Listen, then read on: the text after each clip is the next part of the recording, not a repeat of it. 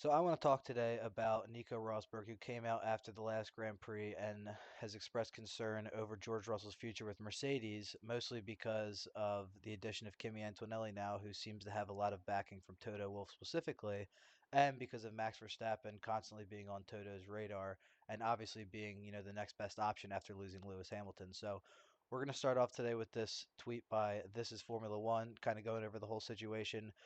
Nico Rosberg expressed concern that George Russell's future at Mercedes is uncertain, particularly if the team renews their pursuit of Verstappen for the 2026 season. I mean, it's no secret that Toto wants Max, and it really does seem like the perfect storm is forming for this to happen because of everything going on at Red Bull right now, how shit the car has been, and all the fire they've been under. I mean, ever since the Christian Horner situation last year, it's all just kind of been going downhill. I mean, that led to issues with Newey. Now Newey's gone. The car's turned to shit. Um, you have other teams trying to poach, Max's engineer. Who, if they could get that done, which they couldn't, that would be a massive issue for Max as well because obviously he's said, multiple times that he wants to work with GP. You have the issues with Helmut Marko. So all of that is kind of all factoring into this Mercedes situation because Toto is obviously very interested in Max. Clearly, I mean, he's probably if not the best driver, one of the best drivers on the grid at this time. So why would you not be? Why would any team not want him? So Rosberg believes that Russell faced enormous pressure this season, stating he has everything to lose, and expected team leader over Antonelli. So really, in my opinion, it's going to come down to next season. I mean, that's pretty obvious, but it's not going to come down to who's first because if Antonelli is even close to Russell, I think that's pretty clear at that point. I mean, if we just take a look at the driver standings from this year, I mean, right now Hamilton's at 164 and Russell's at 128. Uh, I mean, Russell he should be a little bit higher because he should have had that win at Spa that was, turned into I guess a DQ at that point. Was that round 12? I guess. Um, that was really bad luck. He should have gotten the race win there. Lewis did get a couple of lucky wins, Jesus, this year. Um, but overall, I mean, he's still outperforming George Russell pretty considerably. They're obviously they're in the same car, so I think it's safe to say that after considering Russell's experience at Williams, considering his experience in the lower classes, and now at Mercedes, if he can't pretty clearly outperform Antonelli to the at least to the level that Lewis has been outperforming him, I think that's pretty cut and dry for Mercedes moving forward with the younger guy. Um, and yeah, I do agree that that does put a lot of pressure on George Russell. But the one thing you do have to consider is if the main factor here, the main variable is Verstappen, then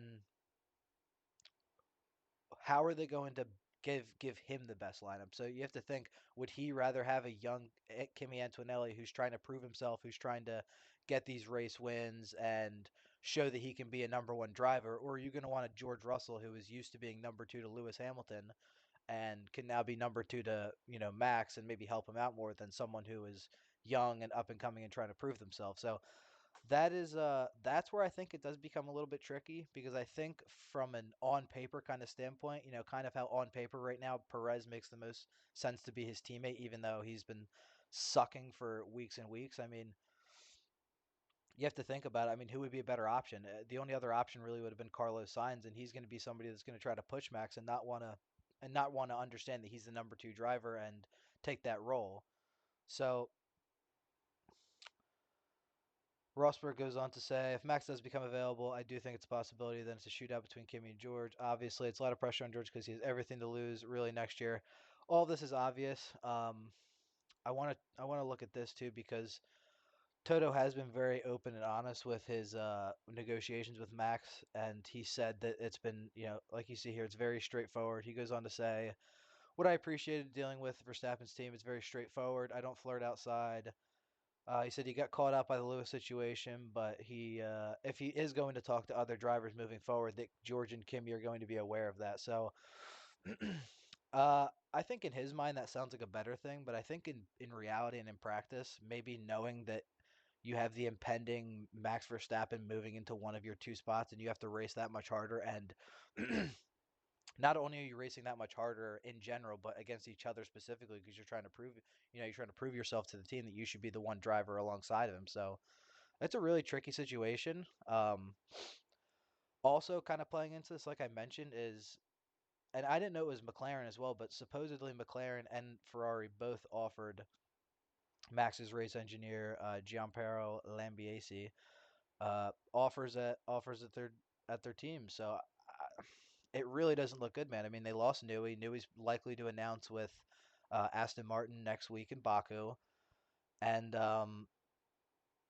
yeah, I mean, overall, I think I forget what the guy's name is that Red Bull recently lost. I want to say his last name was Wheatley or something like that. But they lost somebody else, a main player on their team, and it seems like they're being poached. It seems like people are jumping ship because they know what's coming down the line.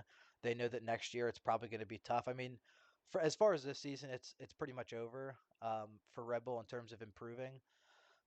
They have no money left to improve. Perez has crashed all that money away, so what they get for the rest of the season is just going to be status quo for what they've had so far. And the other teams are still going to continue to improve. I mean, now Ferrari is a serious contender.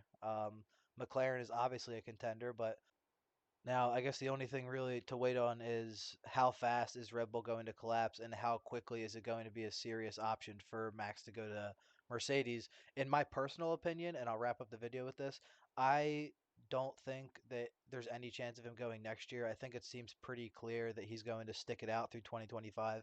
And it seems like they're going to stick it out with Perez through 2025 too, which that can be a whole other conversation. But it's really going to come down to how this year goes.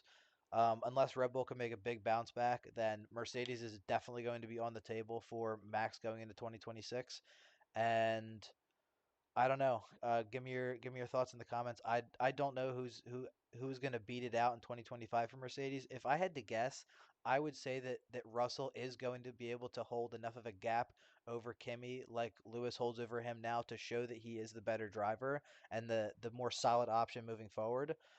But God, that really puts Mercedes in a bad spot. I mean, do then they shift Kimmy to Williams when Sainz likely leaves in 2026? Like it's going to be really interesting moving forward, but it's definitely going to be a tense season for Mercedes in 2025. So that's all for me. Like the video, please subscribe, and I will see you on the next one.